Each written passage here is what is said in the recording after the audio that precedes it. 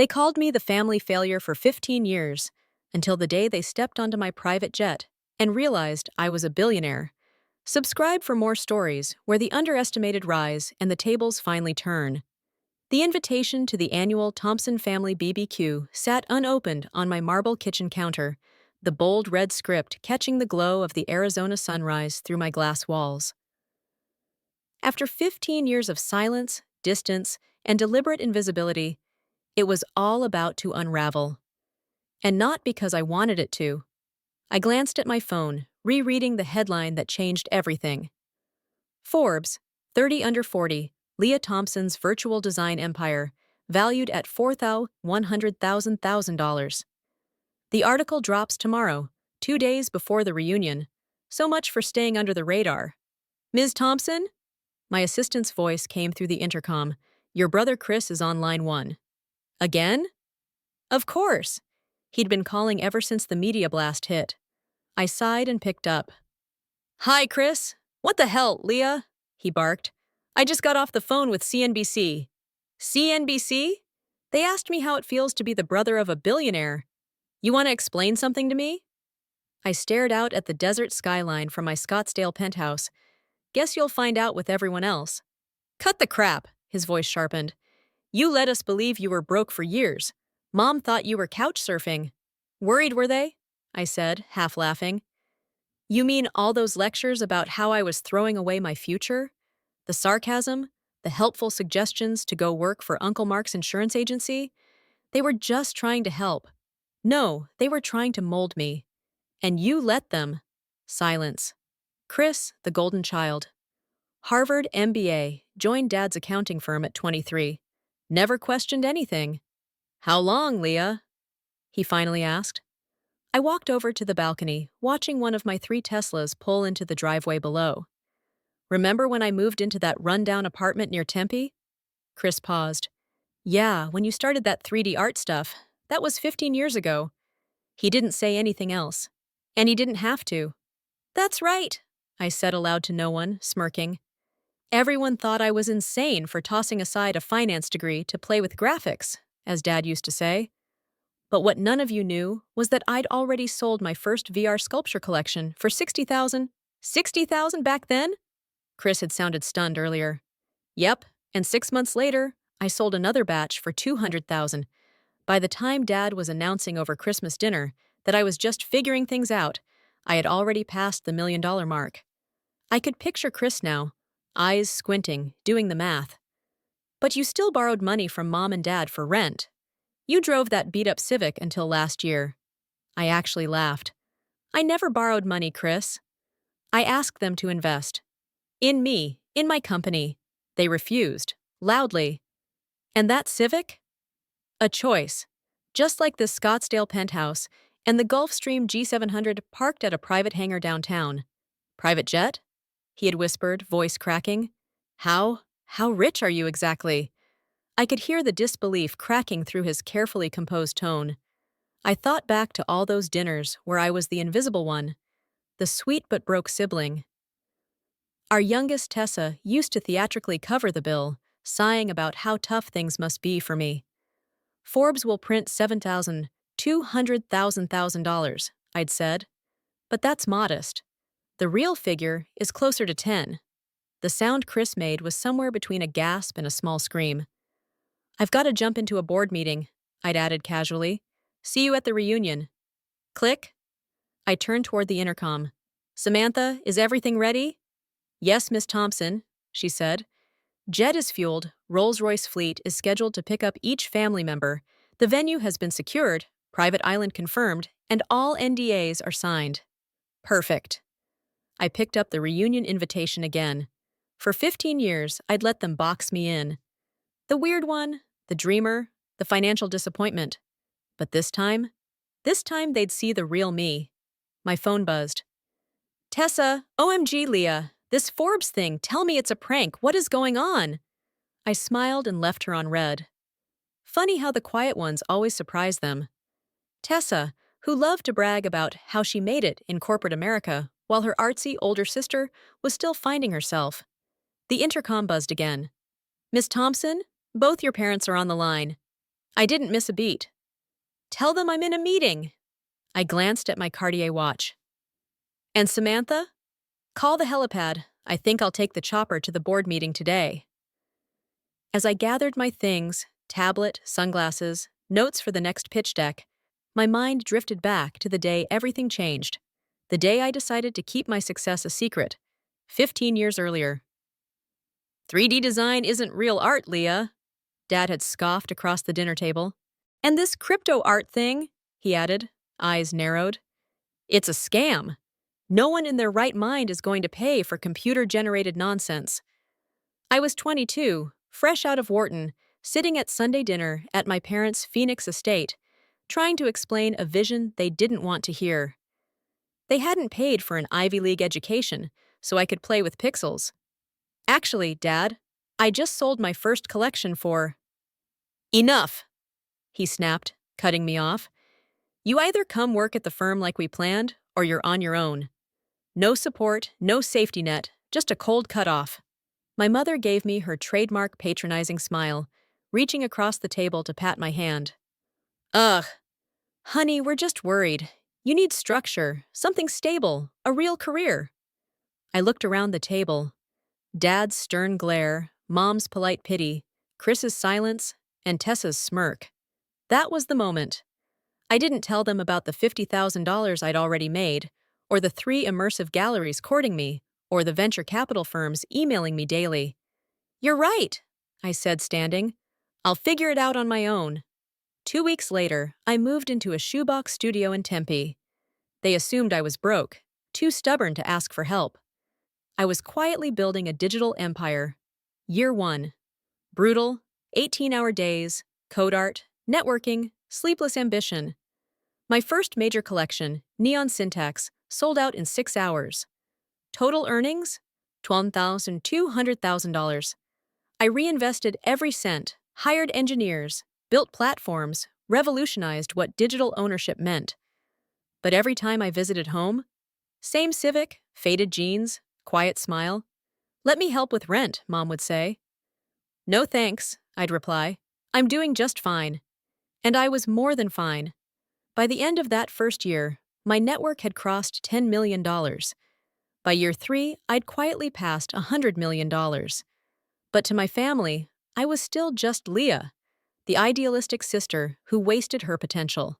Now, 15 years later, as I stepped into my private helicopter on the roof of my Scottsdale building, I thought about how the little white lie had grown into a billion-dollar secret.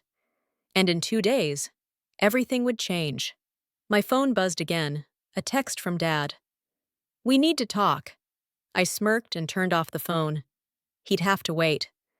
After 15 years of condescending comments and backhanded concern, they were finally about to learn the truth. And I was going to make sure they never forgot it. The Forbes article dropped at exactly 6 a.m. ST. I was already up. Black coffee in hand, laptop open in my sleek home office, a wall of monitors lighting up with chaos. In real time, digital art disruptor. How Leah Thompson quietly built a $10 billion empire. Right under the headline, a photo I personally approved. Me in front of my best-selling VR gallery wearing a custom couture outfit worth more than Tessa's annual salary. The article didn't just reveal my wealth. It mapped out the empire I'd built in silence. The tech platforms, the partnerships, the auctions, the investors. My phone erupted. Tessa, wait, is this real? $10 B? Chris, I told you something was up yesterday. Mom, Leah, sweetheart, please call me. Dad, this has to be a mistake, a misprint. Aunt Layla, is our Leah the Leah Thompson? I muted the chat and checked my inbox. Dozens of interview requests, investment pitches, TED Talk invites. But one email stood out, from my dad's longtime business partner, Martin Delgado. Leah, I believe there may be strategic value in exploring synergies between Thompson Interactive and Delgado Capital. I understand your father may have had past reservations, but I assure you we're open to evolving. I actually laughed out loud. 3 years ago, I pitched them a collaboration. Martin looked me dead in the eye and said, "We don't gamble on internet gimmicks." My intercom buzzed. Ms. Thompson, your mother is in the lobby. She's quite insistent. I pulled up the security feed. There she was, Elaine Thompson, impeccable as ever in her tailored Chanel, arguing with security like her life depended on it. Let her up, I sighed. Time to face the first ripple of the storm. Overlooking the Arizona mountains, sunlight pouring through glass walls, and a Keith Haring original hanging behind me, worth more than my parents' entire house. Leah? My mother whispered, her voice shaking as she stepped fully into the penthouse. What? What is all this? This is my real home, Mom, I said calmly, handing her a steaming cup of coffee. Not the modest little condo I keep for family drop-ins. She wandered toward the floor-to-ceiling windows, her heels echoing against polished marble floors. But how? When? How long have you been living like this? 15 years, I replied, leaning on the kitchen island. Since the night you and Dad said digital art was a phase, something no one would ever take seriously. She turned slowly, her perfectly done-up face now clouded with confusion, and something else I couldn't quite place. But we saw you struggling. The tiny apartment. That old Civic asking for rent help. I gave a dry smile. I never asked for rent help. I asked you both to invest in my company. There's a difference. And the apartment, the car, all part of the illusion. I played the role you believed. The broke dreamer. The lost one. That was the only version of me you ever accepted. Her lips parted in disbelief. You lied to us, Leah, for 15 years. No, I said quietly. I just didn't correct the story you all chose to believe. You were so sure I was failing, you never looked deeper. She sank slowly into one of my custom leather chairs, her posture collapsing. For the first time in years, she looked her age. Does anyone else know? Just Chris, I said. He found out when the press release went out. I think he tried to warn you. She nodded. He called. Your father said it must be a mistake, some other Leah Thompson. I walked to my desk and handed her a folder. Here's the proposal I gave Dad 3 years ago. If he'd invested the $1 million I asked for, his share would be worth over $100 million today. Her hands trembled. She said you were looking for a handout, she whispered, that your art had failed, and you believed him. She didn't answer. Did any of you ever come to one of my exhibits? Google my name? Nothing. I turned east, back to the window, watching the city buzz below. The family reunion's still on, by the way. But I changed the location. I bought out the entire resort. Too public. Everyone will be picked up by Rolls-Royces, flown on my jet, and we'll be celebrating on my private island. Your island, my mother echoed, her voice barely above a whisper. In the Caribbean, I said casually. I bought it last year, after closing my first billion-dollar deal. I turned to face her fully. And Mom? This time, I won't be the quiet one sitting through dinner while everyone lists their promotions and new real estate deals. I've got some things to say, too. She stood up slowly, smoothing her silk skirt with trembling hands. Your father? When he sees all of this? Her voice faltered. He'll have no choice but to admit it, that his daughter, his artist-phase daughter, built something bigger than anything in the Thompson legacy. I smiled gently. And Mom? That's just the beginning. I walked her to the elevator, pausing just before the doors opened. Oh, and one more thing. Remember that Bentley you've always wanted? The one Dad says is too impractical? She looked at me, puzzled. I bought 3 of them last month, I said with a shrug, just because I could. The doors slid closed on her stunned expression. As soon as she was gone, I hit the intercom. Samantha, is everything in place for the reunion? Yes, Miss Thompson, she replied smoothly. Island staff are fully briefed. Each guest will receive a personalized folder documenting every investment offer they declined over the years, along with current valuations. The video timeline of your achievements is finalized and queued for the welcome dinner. Excellent. I picked up my phone, opened the family group chat, and typed a single message. Looking forward to seeing everyone at the reunion. Dress appropriately for a private island. Transportation will be provided. Then, I refreshed the stock dashboard on my laptop. My company's value had surged since the Forbes article hit. Another billion added to my net worth before sunrise. I thought of my father, probably in his office right now, trying to process how the daughter he dismissed had quietly become one of the wealthiest women in America. I thought of Tessa, still bragging about her six-figure salary and Hampton's beach house, blissfully unaware I could buy her entire life with a week's interest. This reunion, it was going to be unforgettable. My phone buzzed again. A message from Dad. "We need to talk before the reunion. Some things are better discussed privately," I typed back. "Everything will be discussed at the reunion, Dad. Isn't that what reunions are for? Sharing our accomplishments?" Then, I called Samantha once more. "Have the design team repaint the helipad. Make sure my name is clearly visible from the air." "It's already done, Miss Thompson." "Anything else?" Samantha asked over the line. I paused, thinking of 15 years of pity, mockery, and being branded the family disappointment. "Yes. Have the Forbes article framed and hung in every room on the island. I want it to be the first thing they see, no matter where they turn." As I ended the call, I caught my reflection in the glass. Calm, confident, wealthy beyond imagination, and finally ready to show them all who I really was. The countdown was over. The morning of the Thompson family reunion arrived clear and bright. I stood on the private runway of my Scottsdale airfield, watching as 3 black Rolls-Royces pulled in one after another. They had arrived. The doors opened. First came my father. Still upright, still sharp-eyed. But his confidence dimmed.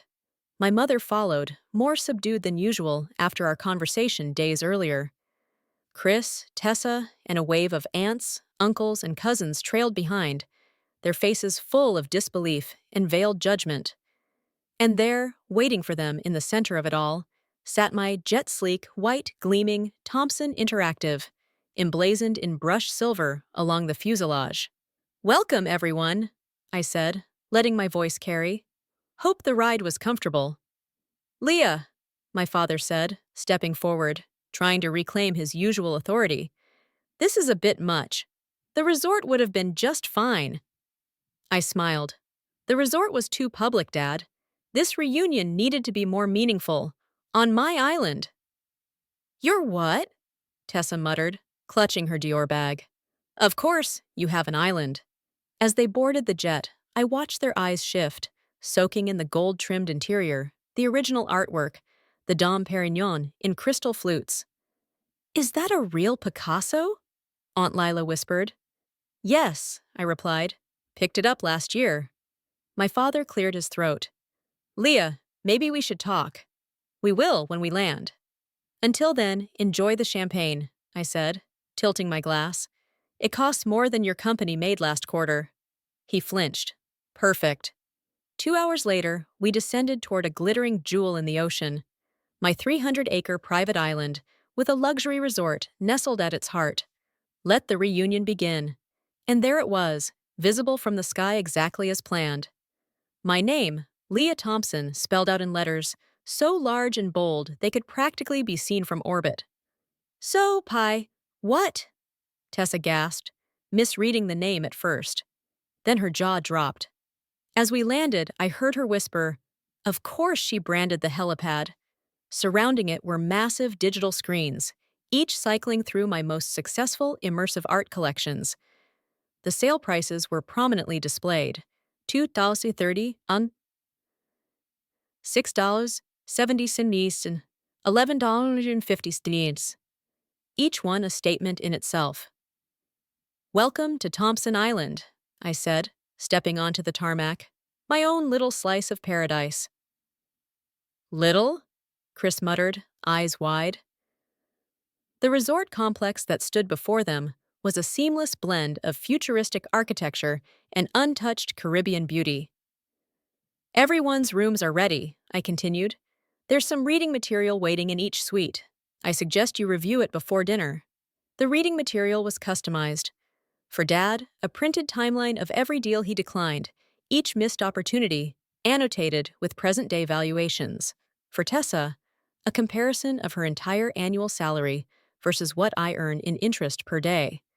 For Chris, an internal audit showing how much his firm lost by turning down a collaboration with my platform. I gave them an hour to settle in. Then I summoned them to the main dining hall, a glass-walled space overlooking turquoise waves. The long table sparkled with crystal, silver, and place settings worth more than most cars. And on every wall, the Forbes article, framed, backlit, impossible to ignore. They entered slowly, all pretense of confidence fading. Even their designer outfits looked oddly out of place here. "Please have a seat," I said warmly. "We have quite a bit to talk about." "Leah," Dad began, attempting diplomacy. "I think I speak for all of us when I say we're surprised." "Surprised?"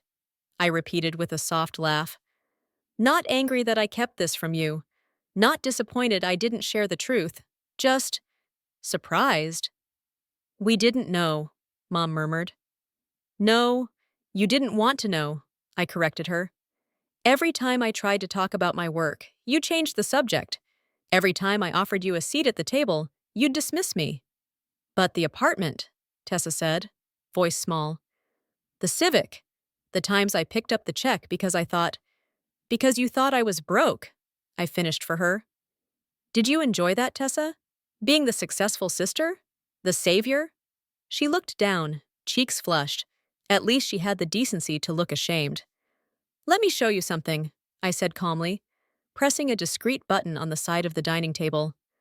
Motorized panels opened overhead, and high-resolution screens descended. A timeline appeared, juxtaposing milestones in my journey with the words they'd used to dismiss me. 2010. "This 3D art thing is a waste of your degree, Dad." Result: my first digital sculpture collection sells for $50,000, 2012. "Leah, you need a stable career, Mom." Result: company valuation hits $15 million, 2015.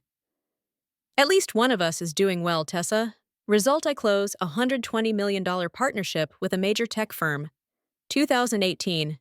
Crypto art? Sounds like a scam. Chris result: my platform crosses 500,000 users and $600 million in sales, 2022. We don't fund online gimmicks, Dad's firm. Result: company valuation surpasses $3 billion.